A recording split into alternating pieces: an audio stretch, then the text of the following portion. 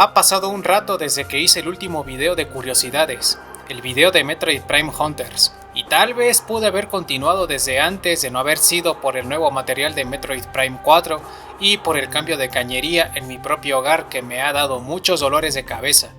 Afortunadamente, he encontrado la oportunidad de seguir con esta serie de videos, y esta vez le toca a Metroid Prime 2 Echoes, la secuela numerada de Metroid Prime, y el último juego de la serie Metroid que se lanzó para la Nintendo GameCube. Probablemente ya conoces algunos de estos datos, pero estoy bastante seguro que no los conoces todos, o a menos que estés tan enfermo como yo en estos temas. Antes de proseguir, recuerda que el mejor apoyo que puedes brindar al canal es suscribiéndote, activando la campana, dando pulgar arriba a este video y compartirlo con más gente. Puedes hacer un donativo por medio de Streamlabs o directamente a mi PayPal. Es una acción completamente voluntaria y no estás obligado a hacerlo, pero en caso de que quieras dejar una donación, te dejo los links en la caja de descripción. En la misma caja de descripción también encontrarás una invitación a mi servidor de Discord, el cual está activo la mayor parte del día y puedes unirte cuando gustes. Y bueno, basta de anuncios de mi parte, mejor empecemos de una buena vez.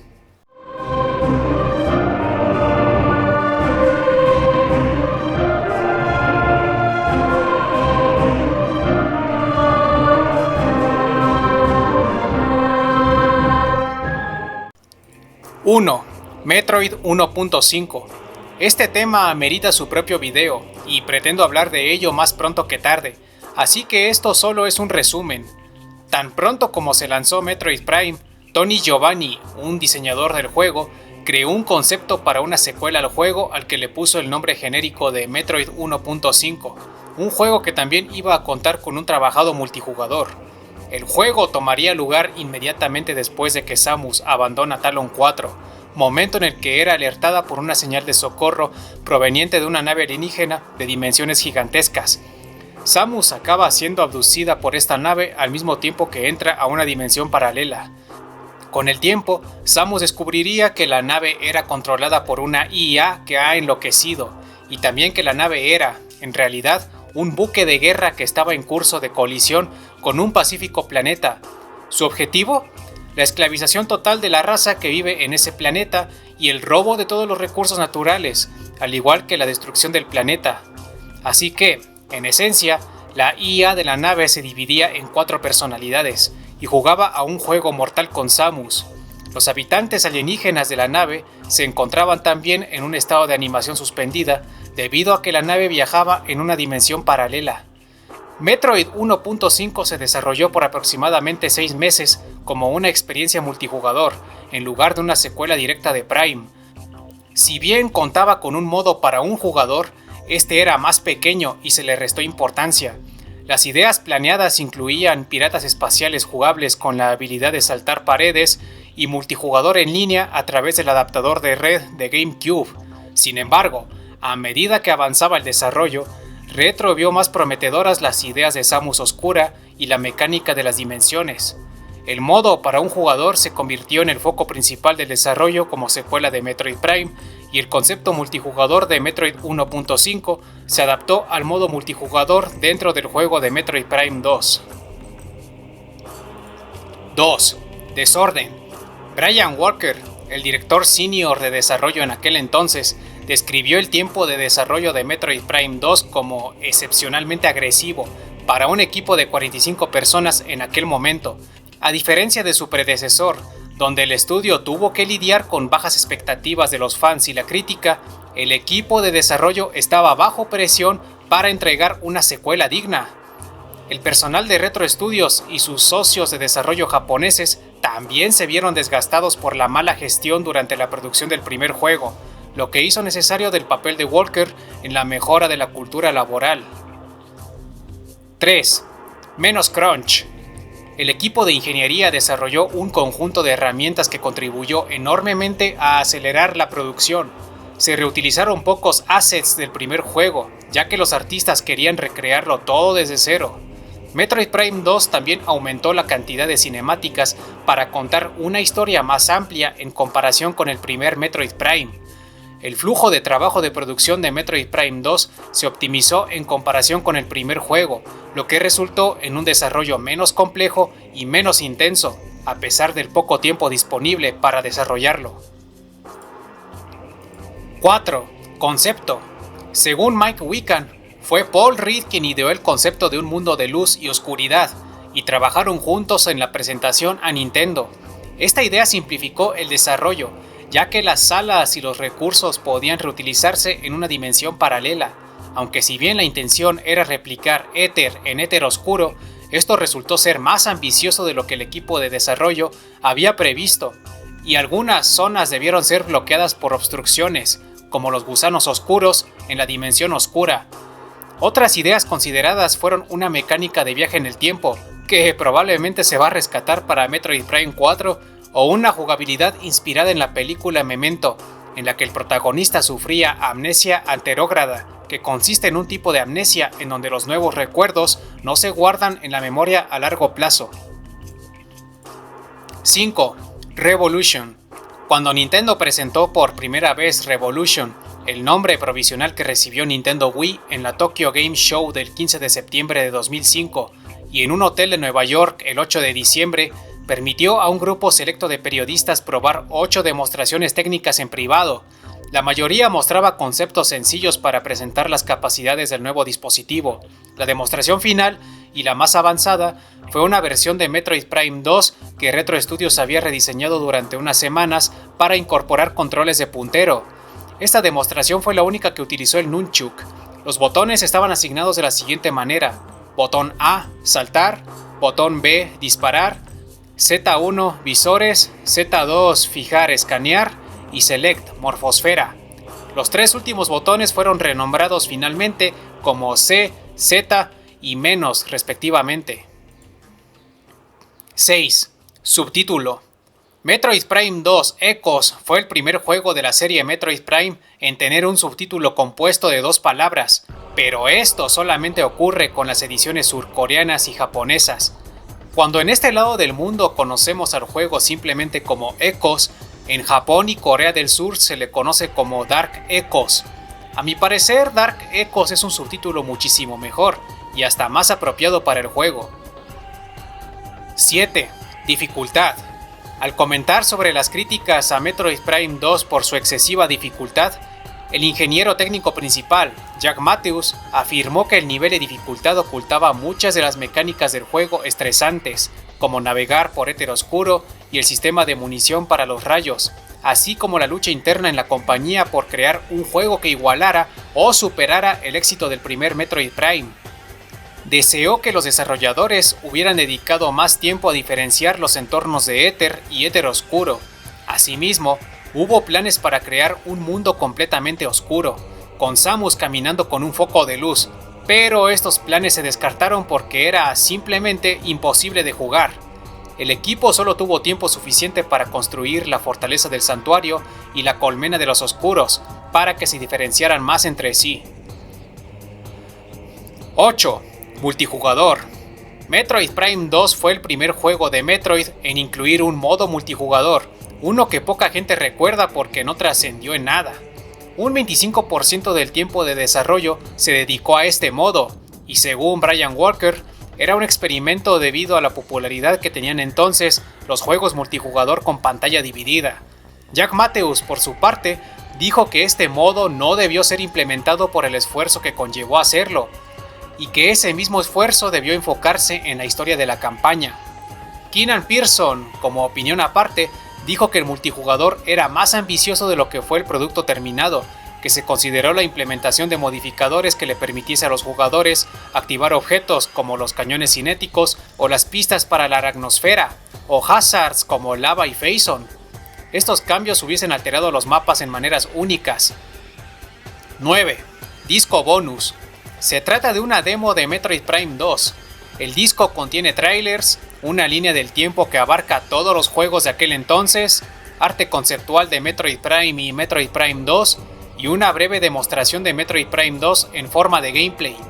Esta demo se compone de 2 habitaciones, empezando desde la zona de aterrizaje donde Samus inicia la aventura y terminando en éter oscuro tras enfrentar a un par de guerreros de la Horda. Este disco se entregó por correo a aquellas personas que hubieran registrado suficientes juegos en Nintendo.com, pero luego se incluyeron en algunas cajas de Metroid Prime. Aquí su servidor, por cierto, tiene en su poder una de estas cajas con la demo incluida.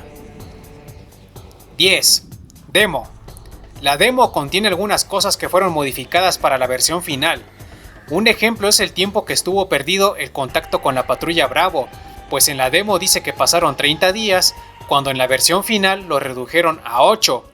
En la demo, Aether tiene luna, pero en la versión final tenemos que es un planeta errante, es decir, un mundo completamente solitario.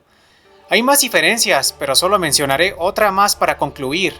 Los comandos piratas de la demo eran de color oscuro, exactamente tenían los mismos colores que los comandos oscuros de la versión final.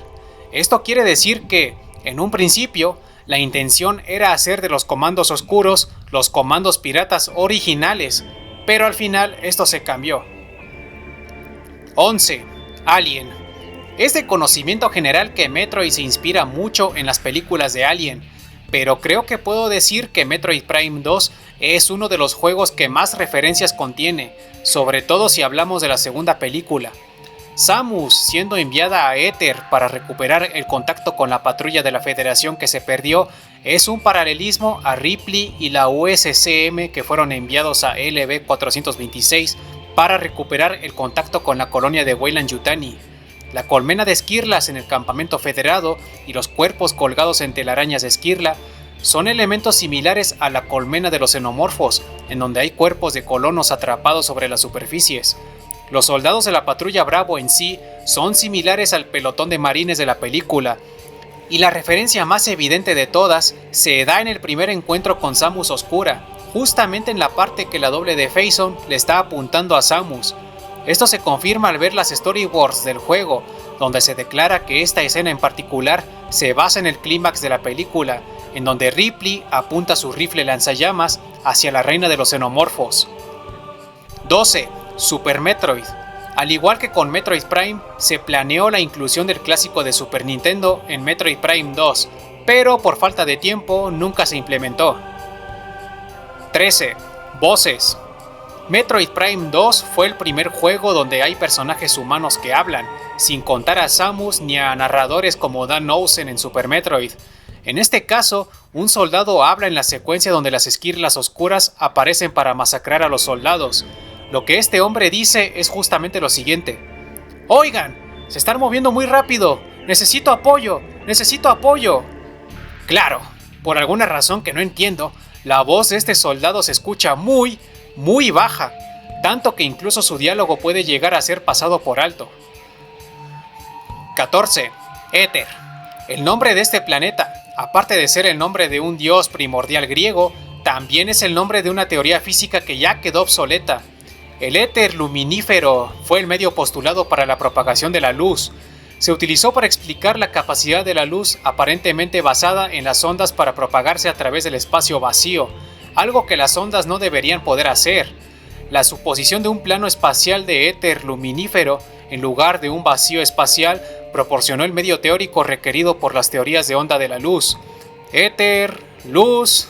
Vaya, parece que el concepto del planeta y los luminarios, sus habitantes, parece proceder de este viejo postulado. 15. Éter oscuro.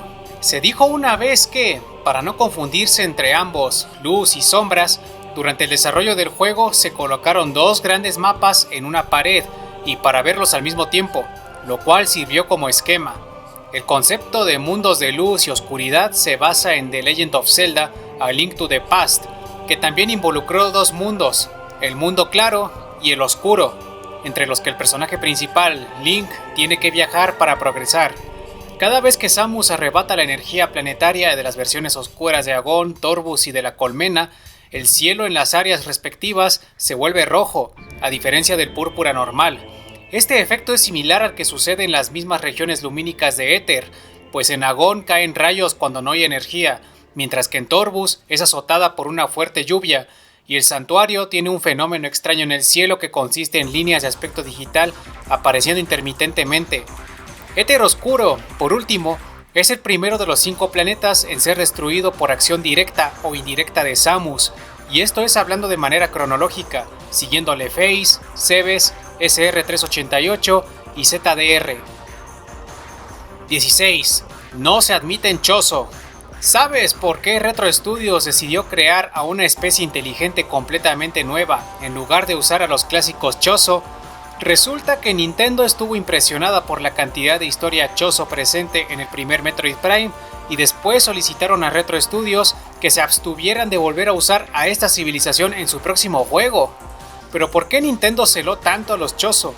Bueno, debemos recordar que Metroid Dread ya estaba empezando a fraguarse en aquellos días, y hablamos de un juego que tiene un enfoque muy fuerte en los Chozo.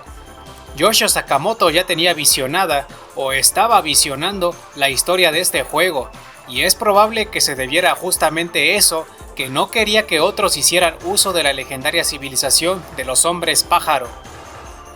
17. Luminarios. El alfabeto de esta gente polilla se compone de puntos enlazados por líneas, y cada dígito equivale a una letra en el abecedario latino.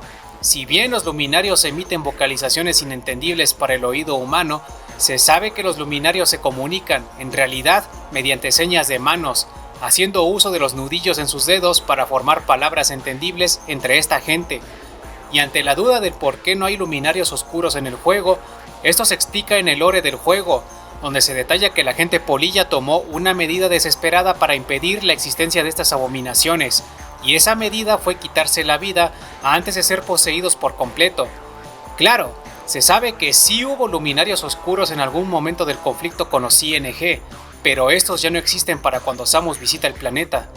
Estos seres son gigantescos, midiendo alrededor de 6 metros, y observando que Samus apenas le llega a las rodillas, midiendo ella 1.90 metros con la armadura puesta. 18.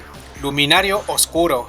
Si bien ya dije que estos poseídos no aparecen en el juego, se tenía la idea de que estuvo planeada su aparición antes de quedar fuera en la versión final del juego.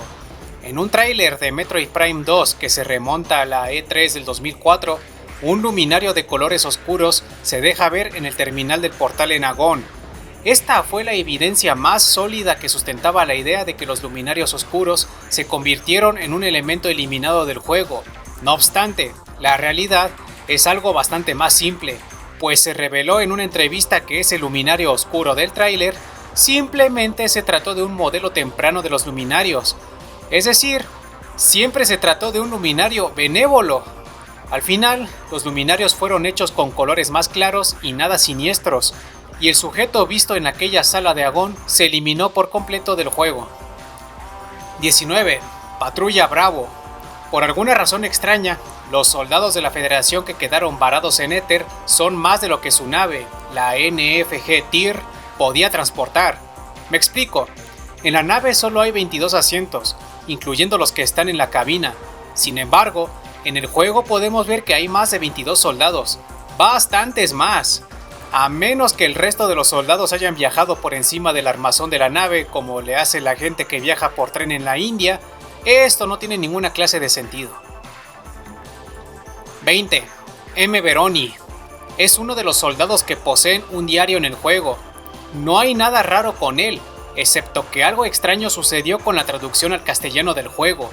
El soldado, en esta edición europea, sigue llamándose M. Veroni, pero cuando vemos su asiento correspondiente en la NFG Tyr, podemos notar que su nombre aquí es distinto.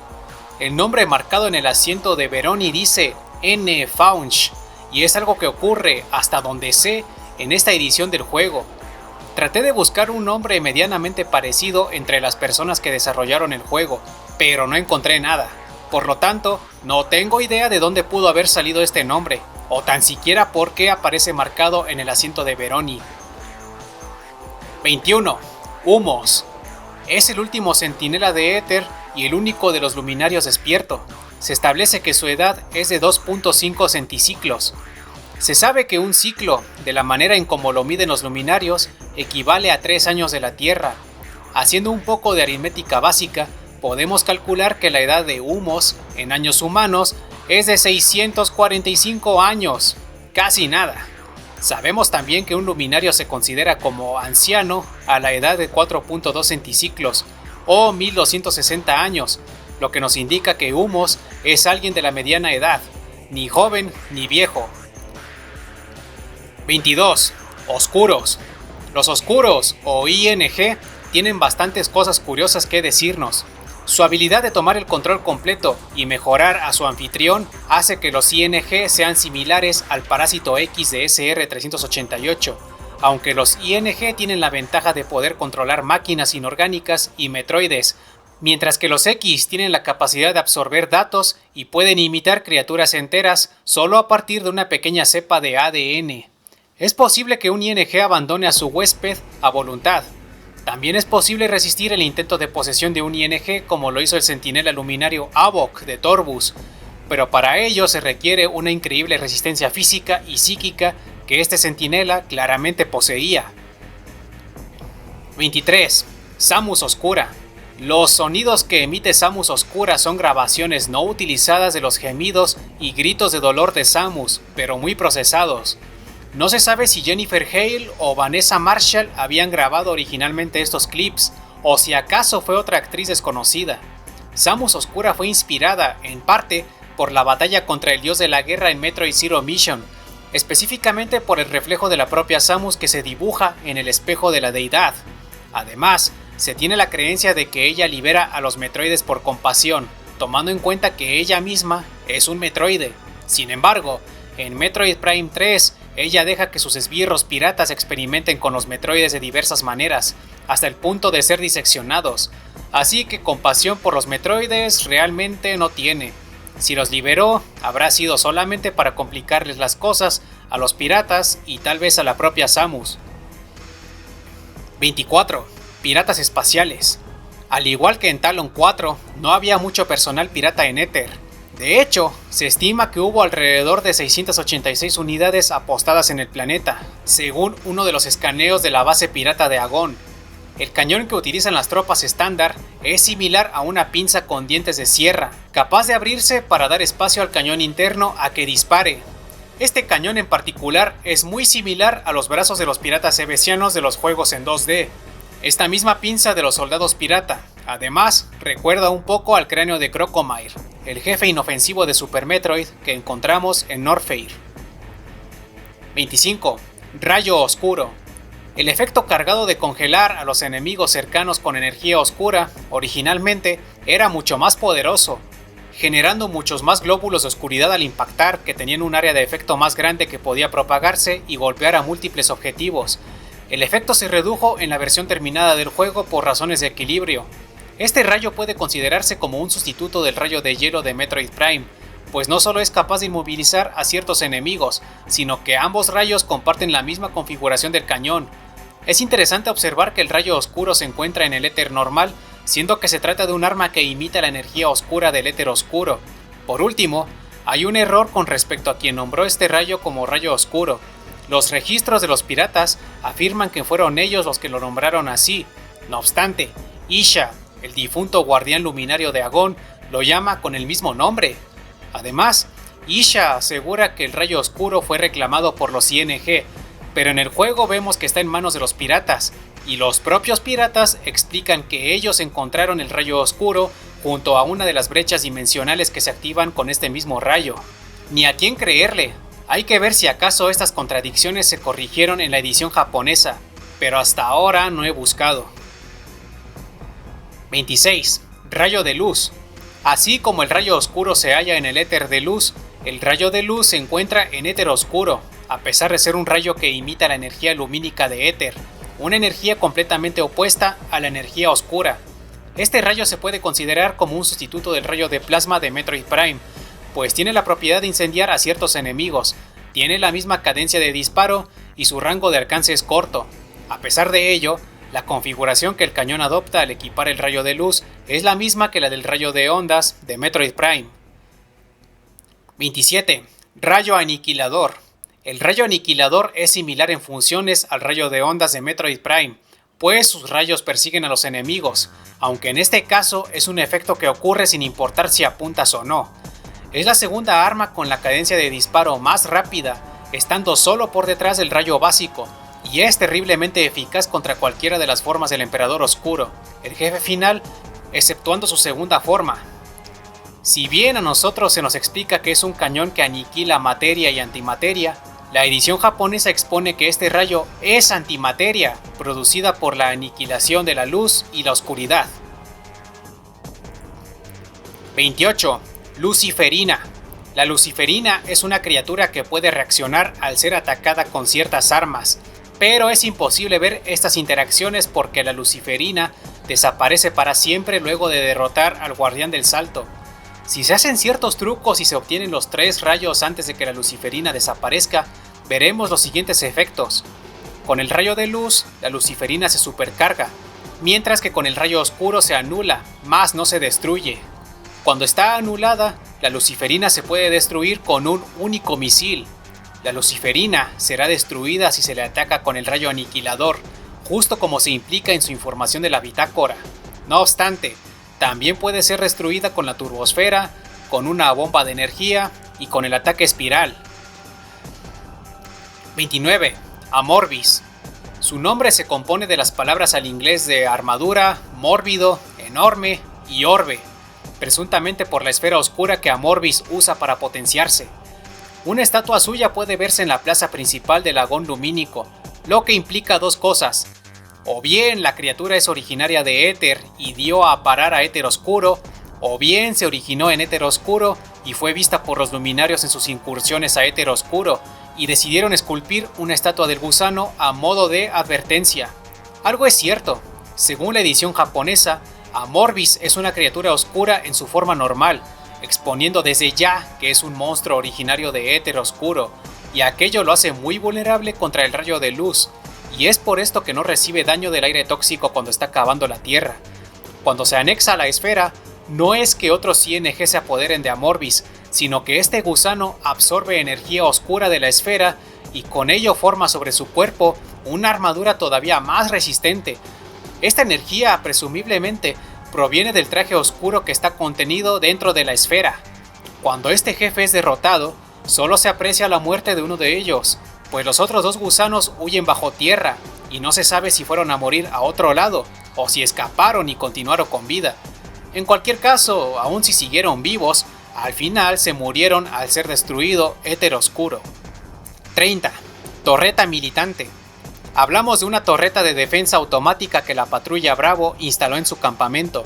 Su nombre oficial y completo es Torreta Automatizada GM-42 Militante.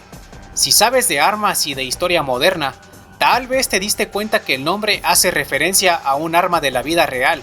En concreto, hace referencia a la ametralladora MG-42 que los alemanes desarrollaron durante la Segunda Guerra Mundial. 31. Nerfeos. A partir de la versión New Play Control de Metroid Prime 2, exclusiva de Japón, se nerfearon 2 jefes que fueron considerados como muy problemáticos por los jugadores. El primero de ellos es el Guardián del Turbo, y el otro el Guardián de la Aracnosfera. Según Mike Wiccan, la dificultad elevada de ambos jefes fue un cambio de última hora, debido a que Kensuke Tanabe, el productor, sintió que los combates no eran lo suficientemente desafiantes y solicitó que se hicieran más difíciles. Para que te hagas una idea, el Guardián del Turbo resultó ser tan difícil que Brian Walker, de quien ya hablamos, no fue capaz de vencerlo sin usar el modo debug del juego. Al final, ante las quejas de los jugadores, ambos jefes fueron nerfeados en las versiones New Play Control y Metroid Prime Trilogy. En el caso del Guardián del Turbo, se redujo el daño que propina en su forma amorfa a 40 puntos, cuando antes era de 60 puntos. En el caso del Guardián de la Aracnosfera, se modificó la hitbox y además se introdujo la función de hacer saltar la morfosfera agitando el Wii Remote, misma función que se hizo presente antes en Metroid Prime 3 y que facilita mucho el combate contra el infame jefe. 32. Llaves del cielo. La búsqueda de las llaves del Templo del Cielo, al igual que la búsqueda de los artefactos Chozo en Metroid Prime, fue algo que no agradó del todo a algunas personas por lo engorrosas que son ambas tareas. Debes saber, sin embargo, que no fue idea de la gente en Retro Studios, o eso según Mike Wiccan. Keenan Pearson, por su parte, asegura que fue algo que se incluyó tarde durante el desarrollo a petición de Nintendo. Así como en Metroid Prime se incluyó la búsqueda de los artefactos porque Nintendo creía que el juego se sentía corto, En Metroid Prime 2 se incluyó una misión similar con el fin de animar a los jugadores a que volvieran a explorar las zonas ya visitadas, pero con el potencial de Samus al máximo. Claro, al menos ambas tareas son más disfrutables que la misión de encontrar los 9 pedazos de la Trifuerza del Coraje en Wind Waker. 33. Chuka. En la versión de GameCube, cuando la larva Chuka queda aturdida durante su ataque de lengua, al disparar un supermisil a su pecho hará que la criatura caiga hacia atrás en el agua oscura. Este efecto ya no se produce en la versión de Metroid Prime Trilogy. La Chuka es el único de los guardianes de los que no hay indicio alguno en el éter de luz, pues en el santuario se pueden ver las piezas de un Quadraxis en construcción, mientras que en Agón está una estatua de Amorbis. La Chuka también es la única de los guardianes cuyo cadáver permanece entero tras vencerla. Por último, Chuka es el único jefe no final que tiene barras de vida por separado entre cada fase de batalla. Es decir, cuando es una larva, tiene una barra de vida que debe agotarse para que comience el combate contra su segunda forma, en donde obtendrá una segunda barra de vida completamente llena. 34. Visor oscuro. Jack Matthews considera que la mecánica de juego del visor oscuro está mal implementada. En un principio, el visor tenía la función de permitir al jugador ver objetos entre los mundos de luz y oscuridad, pero esto se vio obstaculizado por el hecho de que las versiones oscura y lumínica de una habitación no se podían cargar en la memoria de la consola al mismo tiempo. El visor oscuro combina las funciones del visor de infrarrojos y el visor de rayos X de Metroid Prime, en el sentido de que permite resaltar a la mayoría de los enemigos, como lo hacen los infrarrojos con las criaturas que emanan calor corporal, y que también permite destacar objetos invisibles, tal como lo hacen los rayos X. Además, este visor es el único de todos que cambia la ubicación del nombre y barra de vida de los jefes, pasándolos a la parte inferior de la pantalla. 35. Morfosfera letal. Metroid Prime 2 es conocido por ser el juego donde mejor se aprovecha la morfosfera al momento de combatir a ciertos jefes. Contra Amorbis es necesaria para adentrarse en las entrañas de los gusanos cuando estos aspiran el suelo, y una vez dentro hay que depositar una bomba. Al guardián de la aracnosfera se le combate con la morfosfera en todo el rato que dura la batalla, y sucede exactamente lo mismo con el guardián de la bomba de energía y con el robot celador. Después está el módulo final de Quadraxis, que debe ser dañado con bombas colocadas en un par de huecos sobre su cabeza, y por último está la segunda forma del Emperador Oscuro, donde se deben emplear bombas o bombas de energía para destruir los tentáculos que brotan de la crisálida. En total, contra 6 jefes es vital el uso de la morfosfera.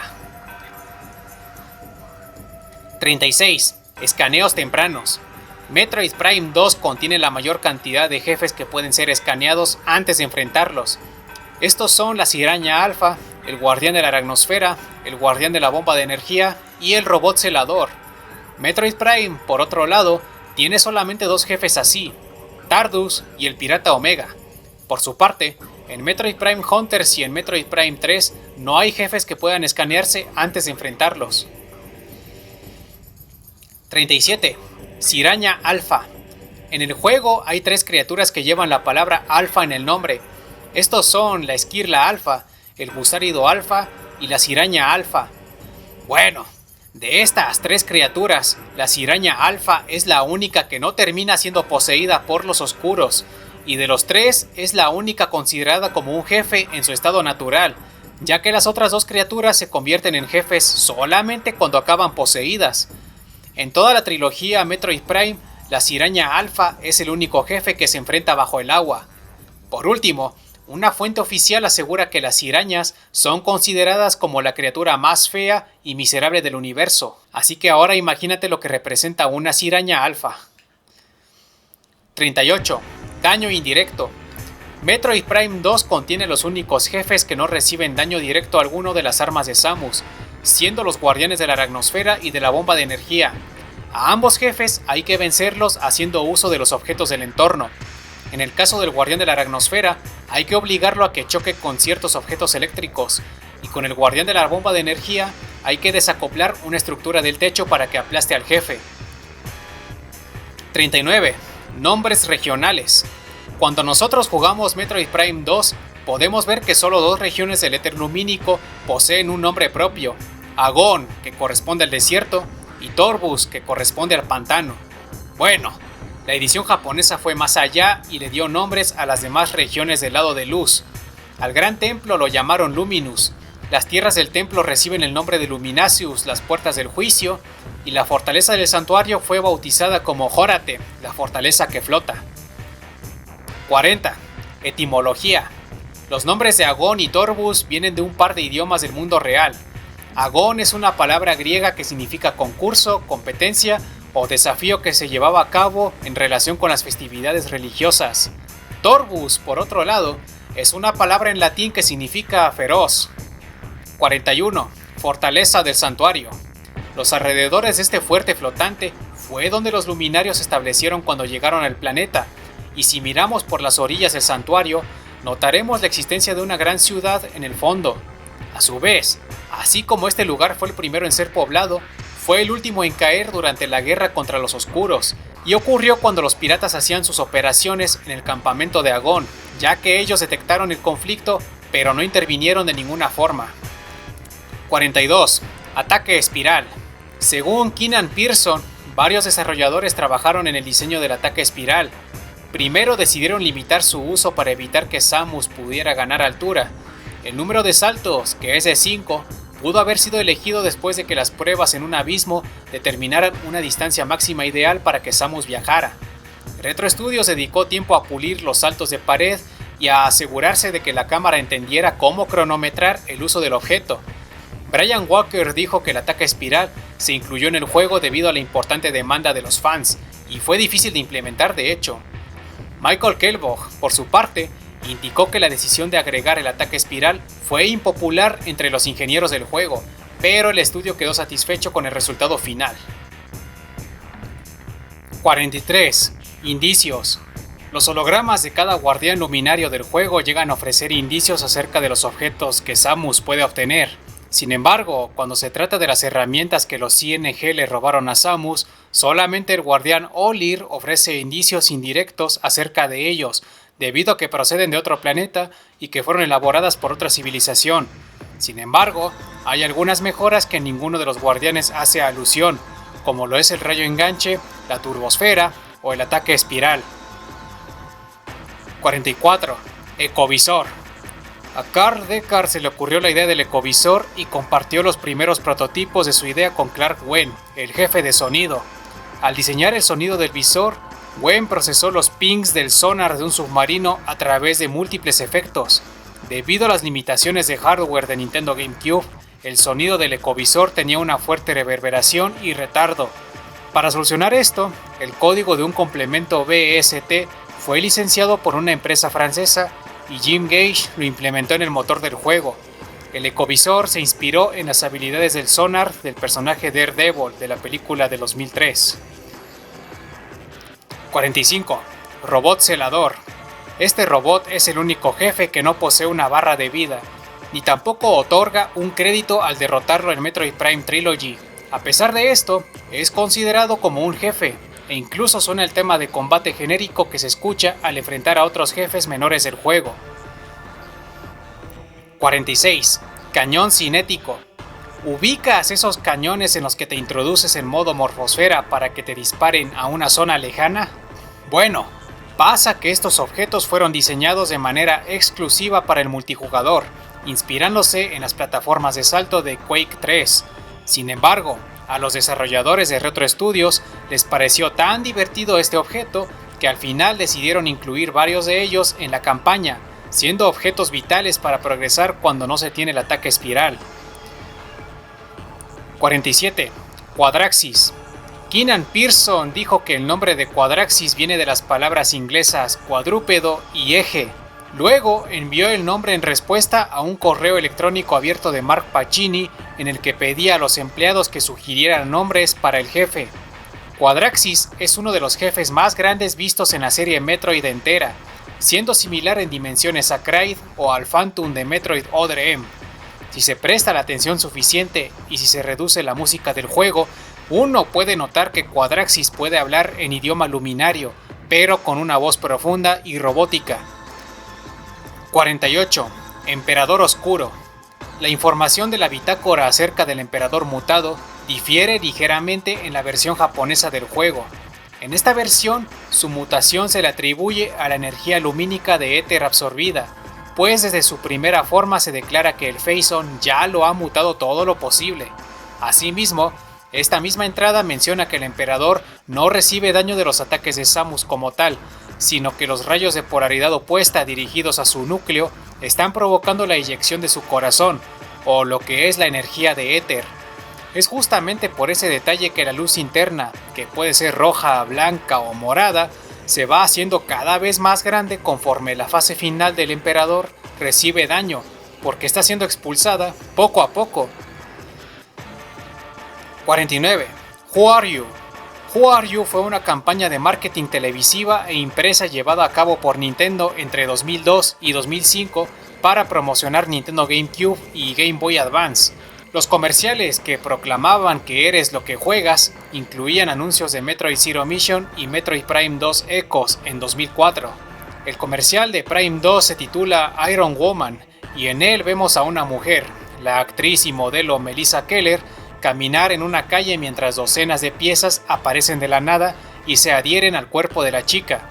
Estas piezas, luego de unos segundos, terminan por dar forma al traje climático junto con el cañón de brazo, el cual la mujer apunta hacia el frente. Después de esto aparecen metrajes del gameplay del juego. El comercial también recibió el título Two Separate Worlds, One Shadow, One Light, y es el nombre con el que mejor se le conoce.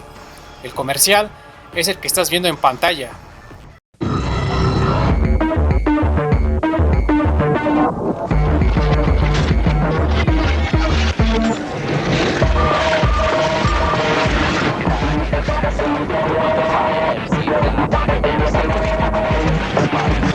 Dos mundos separados, uno sombrío, uno de luz, donde la diferencia entre la vida y la muerte son solo unas pulgadas de metal.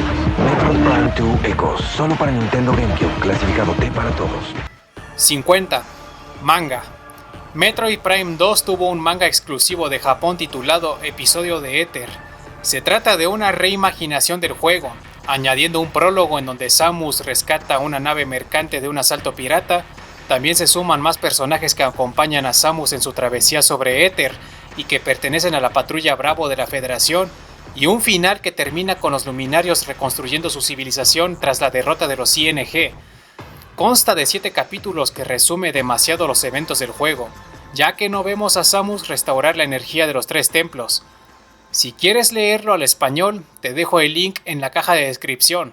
Yo mismo lo traduje a partir de una traducción fan al inglés.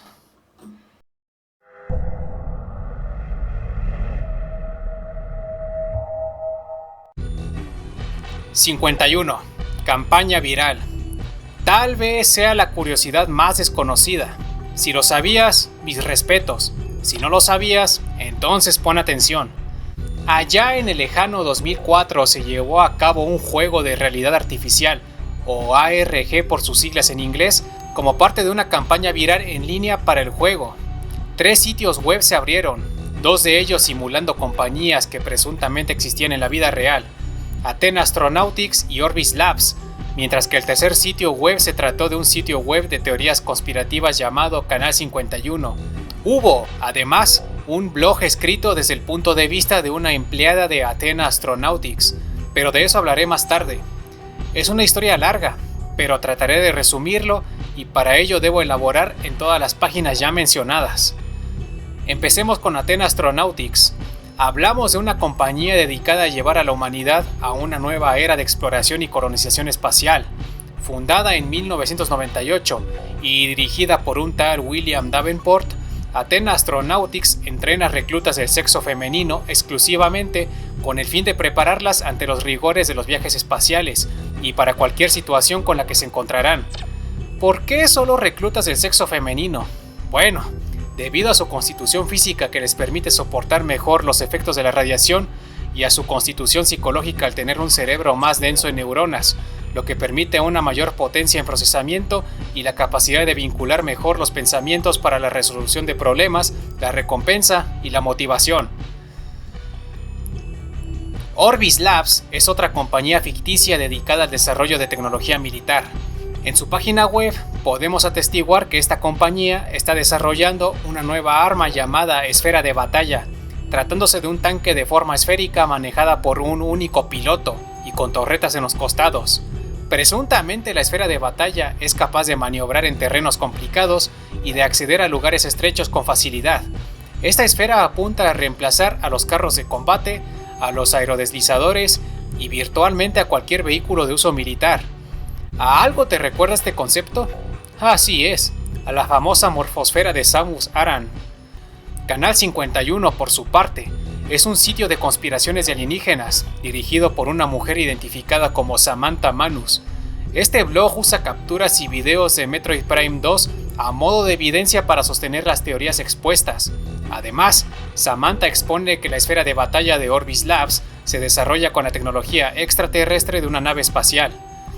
La última página trata de un blog escrito a modo de diario por una recluta de Athena, identificada como Mackenzie King.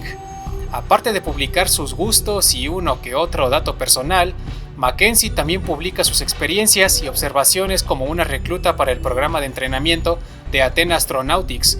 Este blog se pone cada vez más oscuro conforme lo lees, pues pasa que la escritora, con el pasar del tiempo, va descubriendo cosas turbias dentro de la compañía que termina relacionándose con las compañías y páginas ya mencionadas, Orbis Labs y Canal 51. Al final, todo este ARG condujo a un último sitio web, Templo Luminario, un foro oficial de Metroid Prime 2 muy privado, en el que solamente los usuarios mayores de 17 años podían unirse, y llegó a contener 2.557 usuarios. Para acceder a este foro, había que descubrir el usuario y contraseña de Orbis Labs que Samantha Manus proporcionó en su último post, o también al descubrir una lista de trabajos de la página monster.com, o también al registrar el juego Metroid Prime 2. Aún hay mucho que decir acerca de todas estas páginas. Es posible que este tema amerite uno o más videos, pero tú dime, ¿quieres que hable acerca de este ARG en completo detalle? Por favor, comenta si sí o no en la caja de comentarios. Y así doy por finalizado este video. 51 curiosidades de Metroid Prime 2 Echoes que pude reunir. El siguiente video a cubrir es lógicamente Metroid Prime 3 Corruption. Y esto sí que lo voy a gozar, pues es mi juego favorito. Nuevamente te pido por favor que te suscribas y actives la campana de alertas para que te enteres del momento exacto en el que subo videos nuevos o hago directos. También da tu pulgar arriba para que el algoritmo de YouTube me mejor posicione. Gracias por mirar, no olvides tomarte un descanso de vez en cuando y alimentarte sanamente. Soy Aurora313, nos vemos en el siguiente video.